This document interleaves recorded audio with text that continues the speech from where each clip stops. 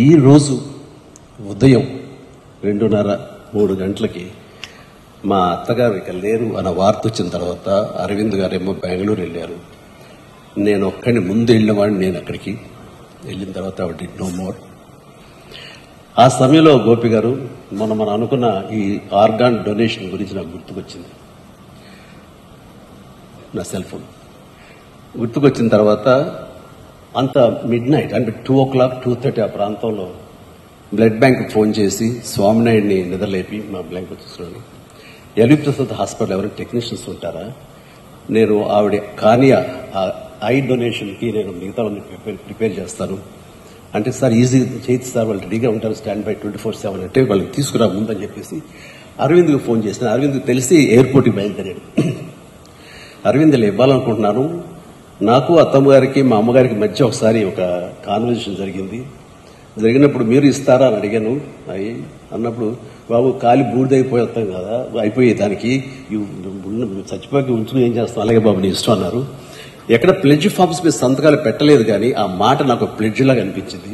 ఏం చేయమంటారు అరవింద్ అడిగితే please go head. So early morning అది తీసి నేను హాస్పిటల్కి వెంటనే పంపించాను. దానికి సాక్ష్యమే ఇది.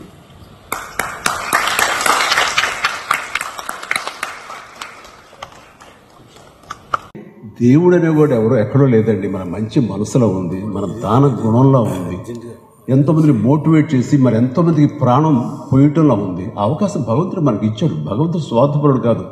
నన్ను పూజిస్తేనే, నాకు అష్టోత్తరాలు చదివితేనే, నాకు వ్రతాలు చేస్తేనే, నాకు యాగాలు చేస్తేనే మేము దీవిస్తానండు. రే మీరు కూడా భగవంతులా కీర్తించబడతారా? మీరు చేయండి, ఇదిగో ఈ అవయవాలు ఈ విధంగా చేయండి. డాక్టర్స్ మనకు దారి చూపిస్తున్నారు. డాక్టర్స్ మనకి ఇలాంటి అవయవాలను ఇస్తే కనుక మీరు ప్రాణం పోసిన వాడు అవుతారు. ప్రాణం పోసిన వాడు భగవంతుడే కదరా. ప్రాణం పోసే అవకాశం మనిషికి ఉంది, మీరు దేవుడు అవుతారు అని చెప్పేసి ఆయన చెప్తుంటే ఎంతమంది అర్థం చేసుకుంటున్నాం.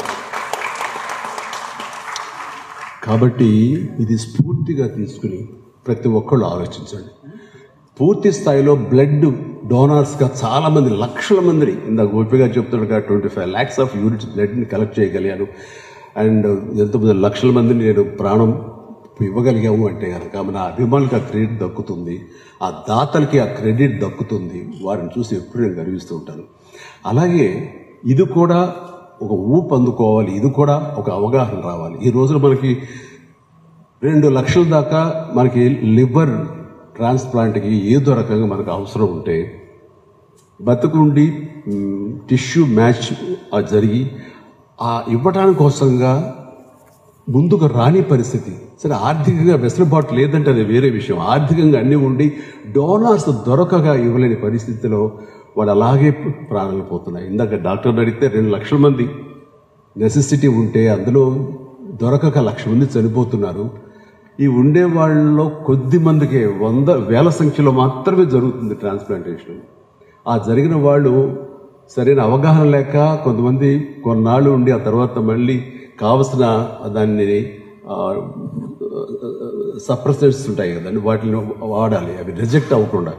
అలాంటి వాడక సరైన అవగాహన లేక అలా కొంతమంది పోయి ఉండొచ్చు. కానీ బట్ ఇది మరింత ఎక్కువ మంది ముందుకు వస్తే కనుక, మరింత ఎక్కువ మందికి లబ్ధి చేకూరితే కనుక ఈ లివర్ వ్యాధుల మూలంగా చనిపోయే సంఖ్య గణనీయంగా తగ్గుతుంది అని చెప్తుంటే నిజంగా, ఎందుకంటే మిగతాది చనిపోయిన మరణానంతరం ఇచ్చే ఆర్గాన్స్ వేరు, ఈ లివర్ అన్నది బతికుండగానే ఇవ్వచ్చు.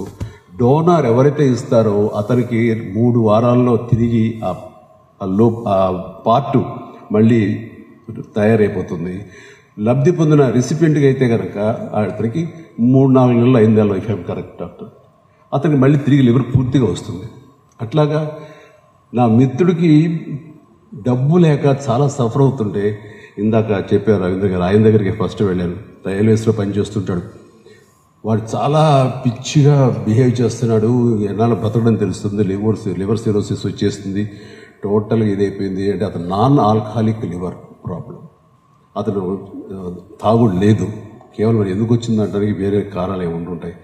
అతని బిహేవియర్ అంటే ముందుకు తీసుకొచ్చేయండి. ఇక్కడ ద బెస్ట్ లివర్ సర్జన్ ఉన్నారు రవీంద్ర గారు, ఆయన టీం, వాళ్ళ చేయిద్దామని ముందు తీసుకొచ్చాను. ఎంత ఖర్చు అవుతుంది ఏంటి అని అడిగితే ఖర్చుకు వెనకాడకండి డాక్టర్ గారు, మీరు చేసేయండి అని నాది బాధ్యత అన్నాను. అయితే ఆ తర్వాత అతను రైల్వేస్లో పనిచేయటం మూలంగా నాకున్న ఇన్ఫ్లుయెన్స్కి రైల్వే మినిస్టర్, సెంట్రల్ మినిస్టర్ని నేను అడిగి వాళ్ళ చైర్మన్, ఆ కమిటీ చైర్మన్ చేస్తే అప్పటికప్పుడు తెప్పించి ఆ డబ్బు తీసుకురాగలిగాం.